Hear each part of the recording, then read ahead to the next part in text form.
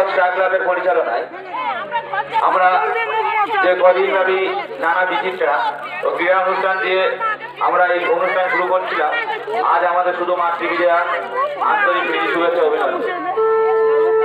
সমস্ত সদস্যদের বলছি ভাই আপনারা চলে আসুন, যারা রাত অনেক হয়েছে আপনারা আনন্দ ফুর্তি করে নাও।